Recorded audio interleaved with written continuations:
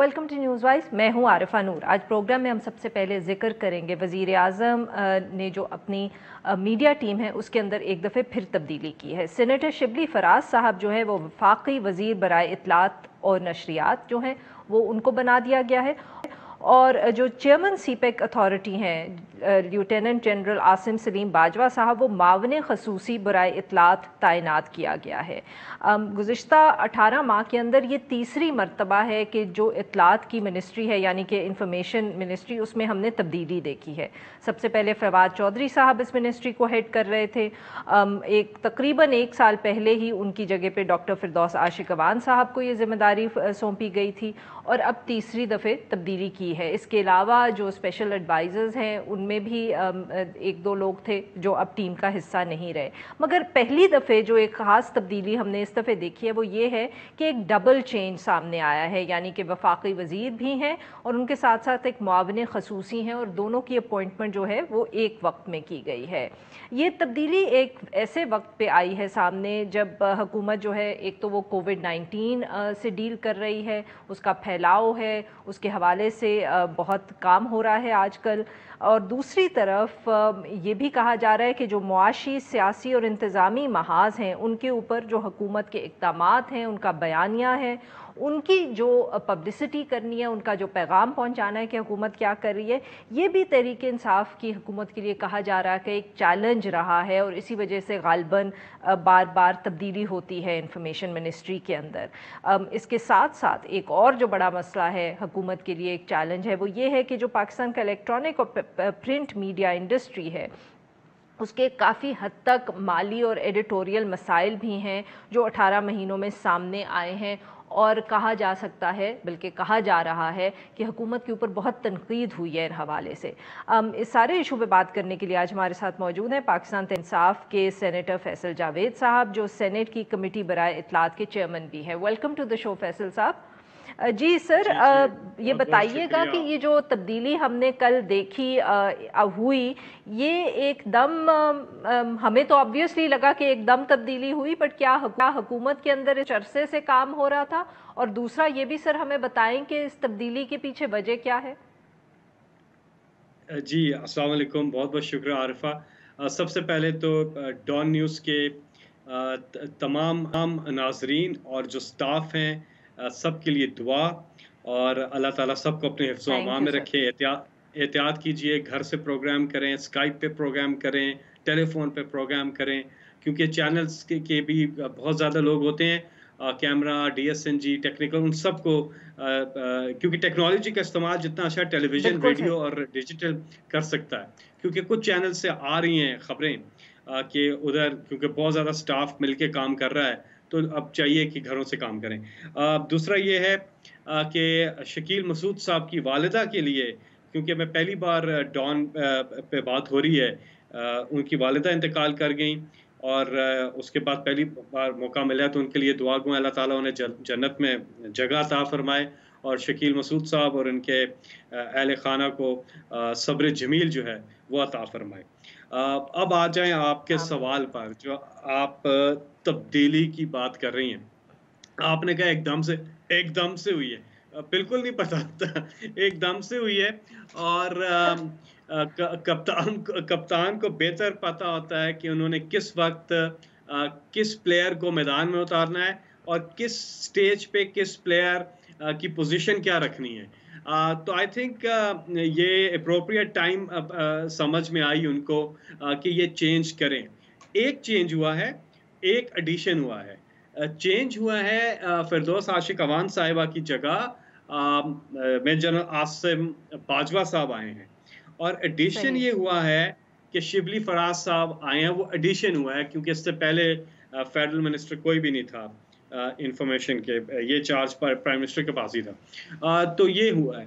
I think बुनियादी वजह ये हो सकती है, आसिम बाजवा साहब के तो एक कमाल का एक्सपीरियंस है ISPR का, और ISPR जिसने पूरी दुनिया में जिसकी तारीफ होती है, और पाकिस्तान नैरेटिव को जिस तरह से लेकर के चले, और उसमें मेजर आसिम बाजवा साहब का بہت بڑا کردار ہے، آصف غفور صاحب کا بھی کردار ہے، بابر صاحب ہیں وہ بھی کام کریں، لیکن عاصم باجوہ صاحب کی ایکسپرٹیز کا گورنمنٹ کو ضرور فائدہ اٹھانا چاہیے، اور میرا خیال ہے یہ بہت ہی ایک پازیٹیو انڈکشن ہے عمران خان کی ٹیم کے اندر، کیونکہ اس سے بہت کچھ سیکھنے کو بھی ملے گا، اور ان کے ایکسپیرینس سے میڈیا کو بھی بہت زیادہ معاونت حاصل رہے گی۔ آپ نے بالکل ٹھیک کہا، ہم اس پہ بات بھی کر لیتے ہیں، آپ کے اگلے سوال میں وہ چیزیں آنے والی ہیں جو آپ نے پروگرام کا انٹرو دیا، کہ جو ایشوز ہیں اس حوالے سے آپ جی کو بعض اوقات ٹیکنیشینز کی ضرورت ہوتی ہے جو کہ ان کو سمجھیں۔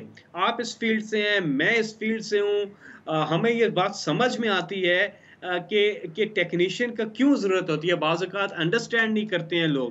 تو عاصم باجوہ صاحب کا یہ بہت بڑا فائدہ ہوگا، کیونکہ وہ خود اس فیلڈ سے اس کے ٹیکنیشین ہیں، اس کی ساری چیزیں جانتے ہیں، تو معاملات کو ٹھیک کرنے میں بہت زیادہ ان سے تو فائدہ فیصل صاحب ہوگا۔ پھر ہم یہ کہہ سکتے ہیں کہ حکومت کو اور وزیر اعظم صاحب کو بھی لگا کہ ابھی تک یہ ہینڈلنگ ٹھیک نہیں ہوئی ہے میڈیا کی، کہ آپ نے بھی جو باتیں کی اسے یہی لگ رہا ہے کہ آبویسلی عاصم باجوہ صاحب کا بہت تجربہ ہے اور وہ بہت کامیاب D G I S P آ رہے ہیں، تو اس کا مطلب یہ ہے کہ آپ کو لگا ہے کہ اس فیلڈ کے اندر حکومت کی کوئی کمی رہی ہے جس کو اب آپ پورا کرنے کی کوشش کر رہے ہیں۔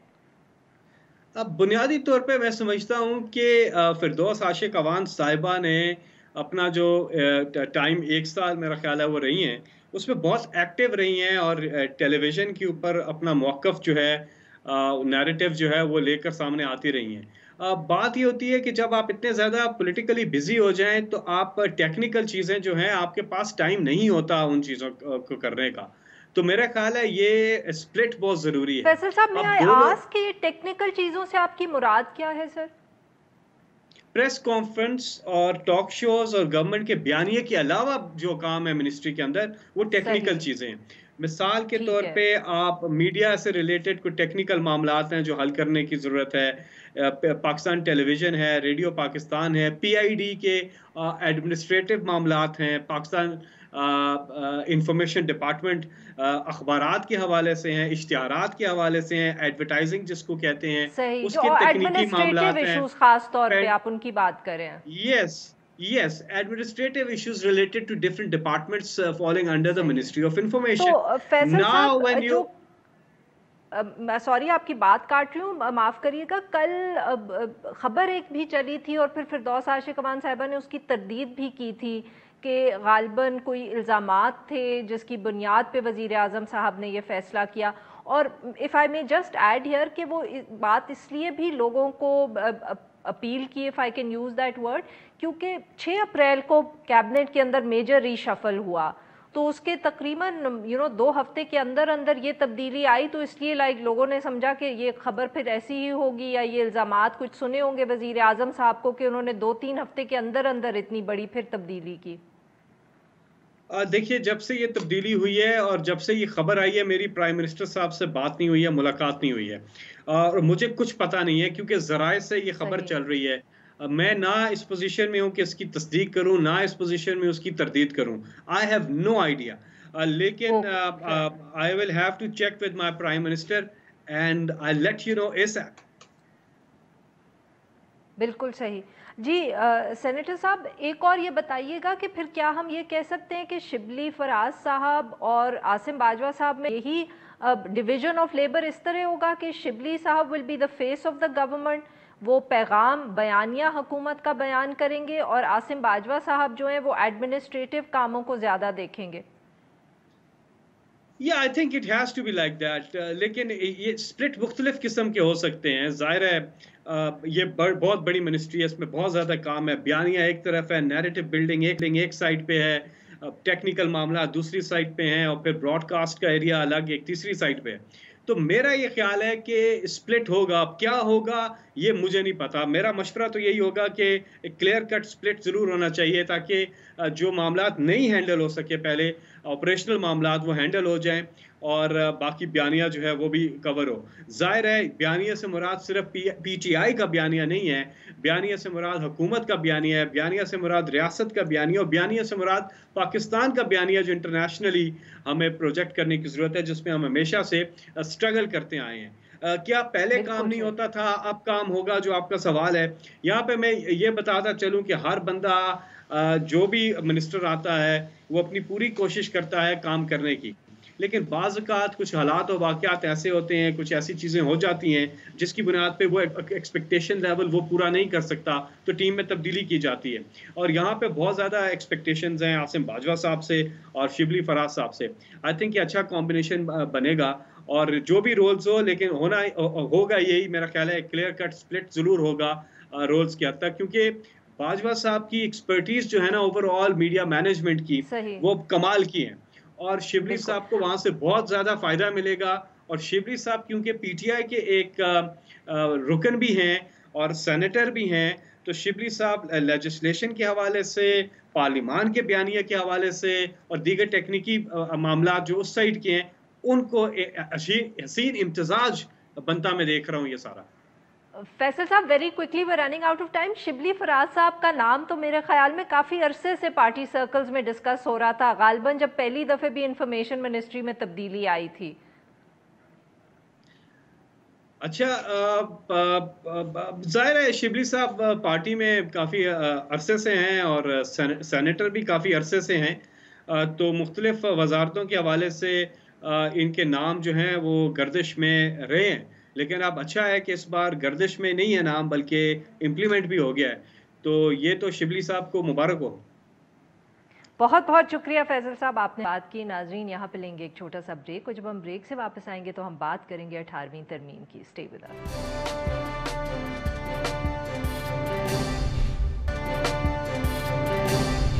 Welcome back. پروگرام کے اس حصے میں ہم ذکر کریں گے 18ویں ترمیم کے بارے میں. گزشتہ 2-3 روز سے وفاقی حکومت کی طرف سے اشارے آ رہے ہیں کہ جو 18ویں ترمیم ہے اس کے اوپر نظر ثانی کرنے کی ضرورت ہے، یا ایک بحث کرنے کی تو ضرورت ہے ہی صحیح. اور وہ یہ بات کرتے ہیں خاص طور پہ اس حوالے سے جو فائنینشیل ایشوز ہیں، اور نیشنل فائنانس کمیشن ایوارڈ کا ایک ایشو بہت اہم ہے.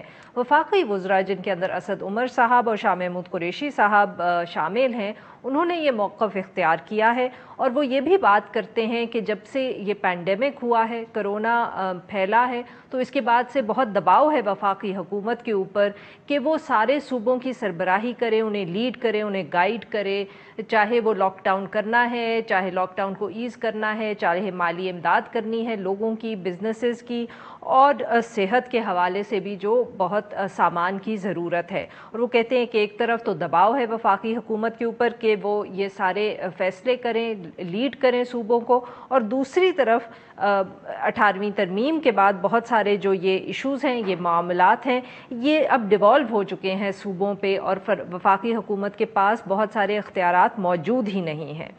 ساتھ ساتھ جو دوسرا ایشو ہے جیسے ہم نے پہلے ذکر کیا، وہ ہے NFC ایوارڈ کا، جس کے نیچے جو مالی وسائل کے تقسیم ہے، اس کے بعد یہ بھی بات وہ کہہ رہے ہیں کہ وفاق کے پاس بہت کم ریسورسز بچ جاتی ہیں، اور یہ بھی مسئلے پیدا کر رہا ہے.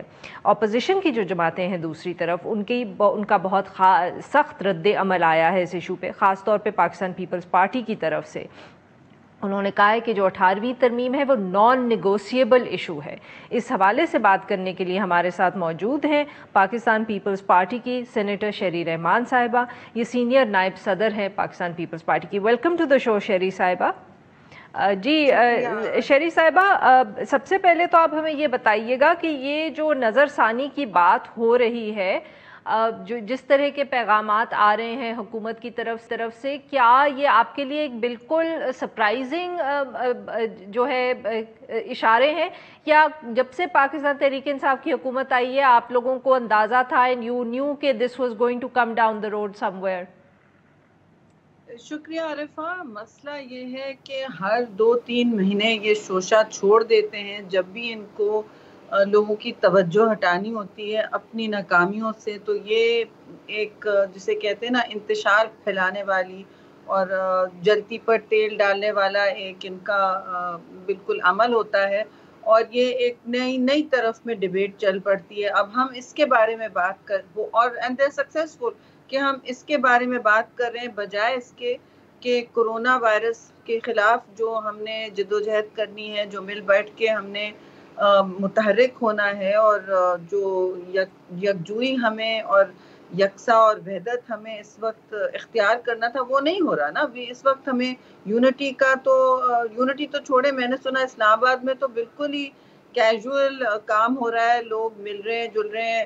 میں نے جو کمیٹیز بھی دیکھی ہیں آن لائن میں دیکھ رہی ہوں، سب ایک ساتھ بیٹھے، کوئی مطلب سوشل ڈسٹینسنگ یا علیحدگی کی جس کی ہمیں خود اگزامپل اور ہمیں مثال دینی چاہیے لوگوں کو، وہ نہیں ہو رہا. تو یہ کس طرح، اور نمبرز بڑھتے جا رہے ہیں کیسز کے، ٹیسٹنگ کم ہوتی جا رہی ہے. ہم 18ویں ترمیم کی بات کر رہے ہیں، اور ظاہر ہے ہم کریں گے کیونکہ انہوں نے یہ پھینک دیا ہے بیچ میں مکس میں، جو جس طرح بہت ساری اتھارٹیرین رجیمز کرتی ہیں، وہ اب انفارمیشن جنگ اسی طرح چلاتی ہیں، وہ مکس میں پھینک دیتی ہیں اس طرح کے مسئلے کو، تاکہ آپ جو ان کی ناکامیاں ہیں ان پر فوکس نہ کریں اور اس قسم کی ڈیبیٹ میں ہم پڑ جائیں جس پر ان کو پتا ہے کہ 2/3 ان کو اکثریت نہیں مل سکتی. ان کو پتا ہے کہ ہم اس پہ ساری پارٹیز کا ایک الگ ہی سوچ ہے، سارے پارلیمان نے مل بیٹھ کر یہ کیا ہے، اور اس پر سب کا ایک اتفاق رائے ہو چکا ہے.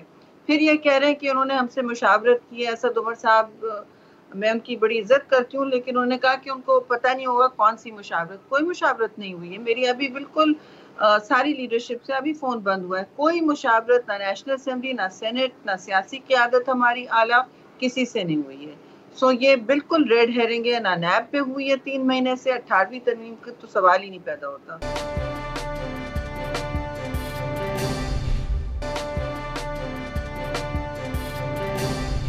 پاکستان پیپلز پارٹی ہمیشہ کہتی ہے کہ نان نیگوسیبل ایشو ہے، اور آپ کی باتوں سے لگ رہا ہے کہ آپ کے خیال میں تو حکومت جو ہے بالکل سنجیدہ بھی نہیں ہے.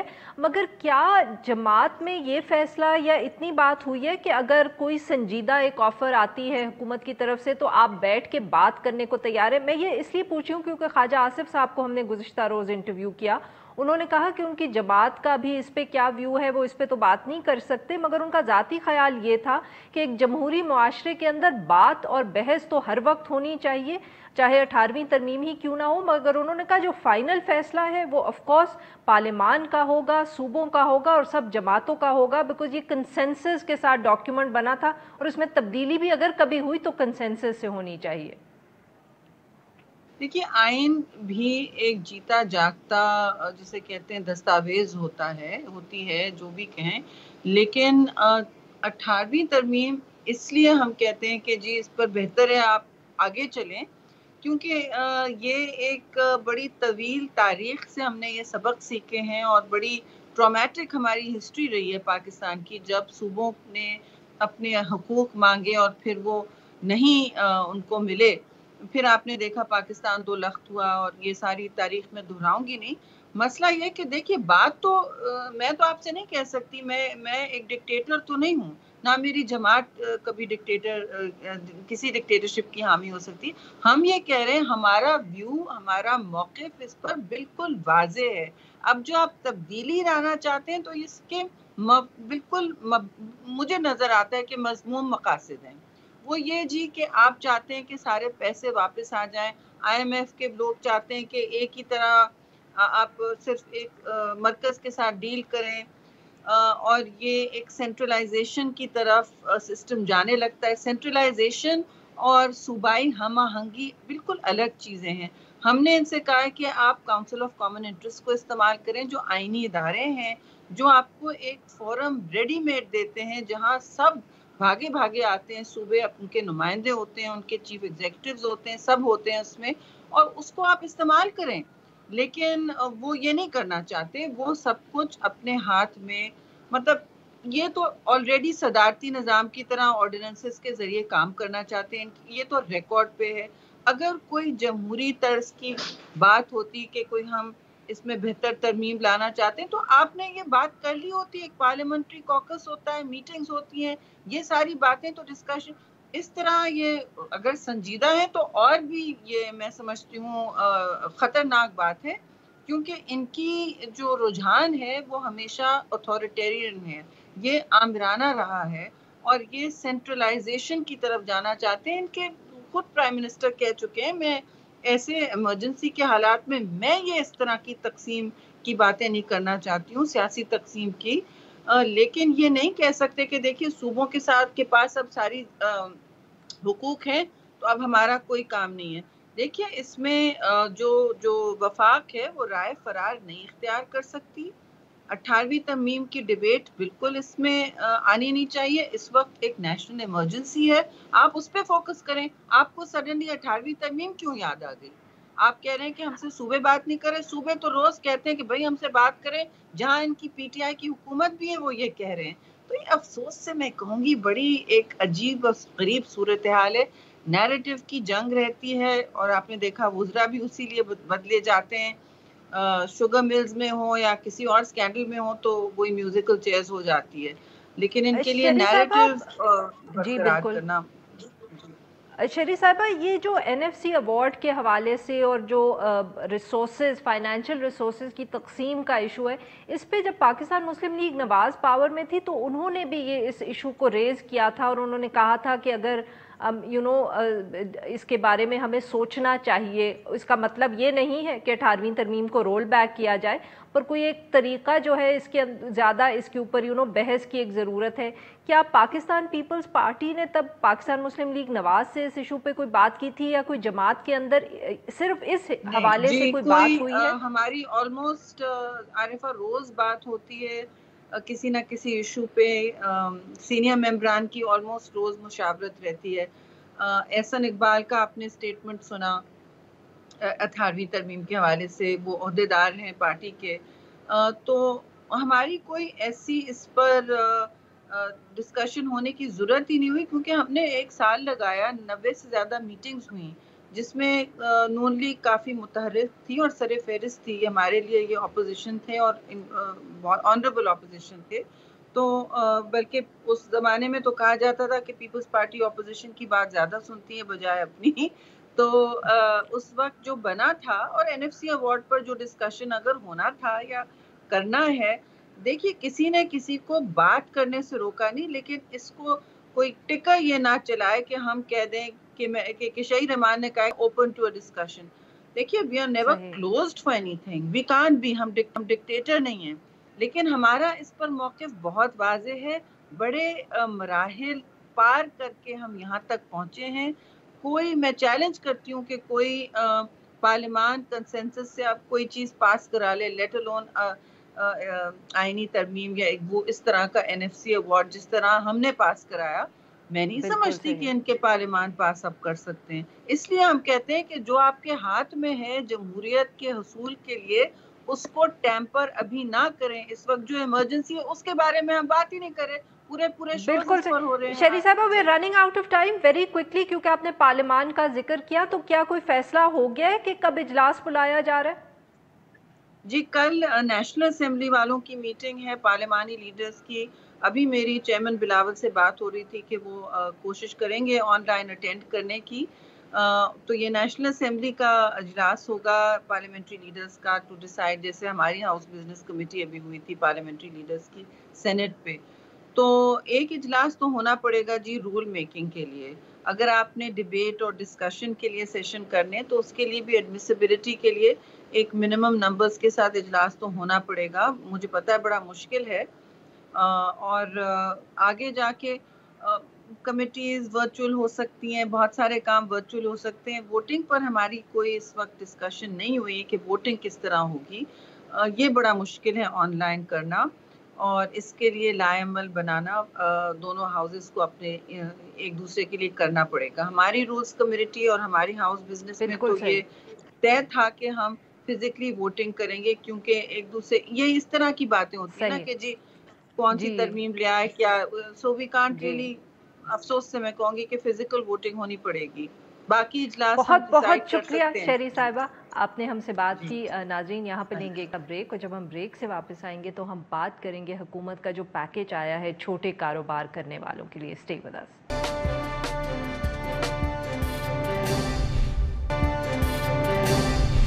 Welcome back. پروگرام کے آخر میں ہم ذکر کریں گے حکومت کی طرف سے جو چھوٹے اور درمیانے درجے کے کاروبار اور شعبے ہیں ان کے لیے جو ریلیف پیکیج آیا ہے۔ لاک ڈاؤن کی وجہ سے جو امپیکٹ ہوا ہے، جو اثر پڑا ہے معاشی سرگرمیوں پہ، اس کے اندر آبویسلی صرف بڑے بزنس نہیں، جو چھوٹی چھوٹی دکانیں ہیں، چھوٹے ٹریڈرز ہیں، ان کی بھی زندگی پہ، ان کے بزنس کے اوپر بہت ایک ایفیکٹ آیا ہے، اور اسی وجہ سے وفاقی حکومت نے small and medium scale enterprises کے لیے 50 ارب روپے کا ریلیف پیکیج جو ہے اس کا اعلان کیا ہے۔ اس کے تحت کووڈ کی وجہ سے جو چھوٹے کاروباری شعبے ہیں ان کے 3 ماہ کے جو بل ہیں یوٹیلیٹیز کے، بجلی کے، وہ وفاق ادا کرے گی۔ وفاقی وزیر حماد اظہر کے مطابق 35 لاکھ کاروباری افراد جو ہیں اس پیکیج سے فائدہ اٹھا سکیں گے۔ اسی حوالے سے گفتگو کرنے کے لیے ہمارے ساتھ موجود ہیں ڈاکٹر شمائل داؤد صاحب، یہ ماہر معاشیات ہیں اور سابق صدر ہیں راولپنڈی چیمبر آف کامرس کے۔ ویلکم ٹو دا شو سر۔ سر یہ بتائیے گا کہ یہ جو پیکیج سامنے آیا ہے آپ اس کو کس طرح دیکھ رہے ہیں؟ ڈو یو تھنک کہ یہ اس کو نہ صرف مقدم اس کا کیا جائے گا کہ یہ ایک اچھا پیکیج بھی ہے، جو سرکمسٹانسز ہیں اس کے اندر حکومت نے اس کو اچھا پریپیئر کیا ہے، اچھا شیپ دیا؟